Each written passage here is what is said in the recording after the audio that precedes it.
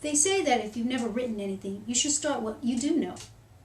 But what's the difference between someone who writes what they know and someone who writes about dragons, elves, vampires, and riding broomsticks? Well, the first thing you need is imagination. Now that sounds like an obvious thing, but here's what I mean. If you write about politics, movies, cookbooks, an autobiography, or even a fictionalized novel of your life, that requires a creative process to organize it.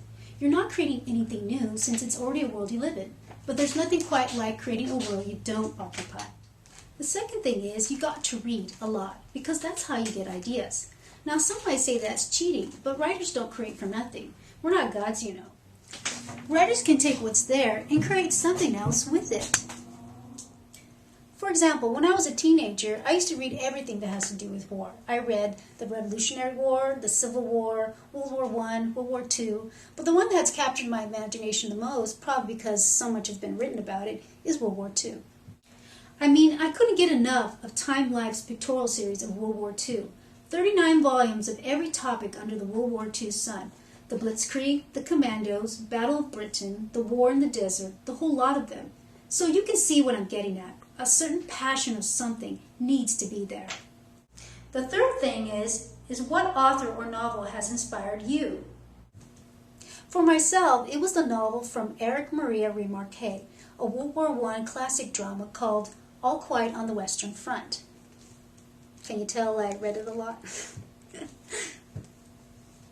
Remarque was a World War I vet, and his book gave me an understanding of how soldiers act and how you can write a straight and compelling story. One of the things I like about his novel is how he weaves levity with the tragic, something I didn't expect in a war drama. For example, when 19-year-old Paul Baumer talks about a soldier's latrine, he talks about it like it's some sports car. Here's what I mean. On the right side of the meadow, a large common latrine has been built, a roofed and durable construction. But that is for the recruits who has yet to learn how to make the most of whatever comes their way. We want something better. Scattered about everywhere, there are separate individual boxes for the same purpose. They are square, neat boxes with wooden sides all round and have unimpeachably satisfactory seats. Yeah, he said that. On the sides are hand grips enabling one to shift them about. We move three together in a ring and sit down comfortably, and it will be 2 hours before we get up again. Well, there's more. Here in the open air, the business is entirely a pleasure. I no longer understand why we should have shied away at these things before. His friends talk about their comrade Kemmerich, who they visit in the hospital, but they find out that his leg has been amputated. Then on the next line, he writes with levity. He writes, I think of the time when we went away. His mother, a good plump matron, brought him to the station. She wept continually. Her face was bloated and swollen. Kemmerich felt embarrassed, for she was the least composed of all. She simply dissolved into fat and water. Then she caught sight of me and took hold of my arm again and again and implored me to look after Franz out there. But how can a man look after anyone in the field? And then in the next line, he writes, Kemmerich's hands look like wax. Again, it's this thing where, he goes back to being levity, tragic levity. And that's one of the things that surprised me about his novel.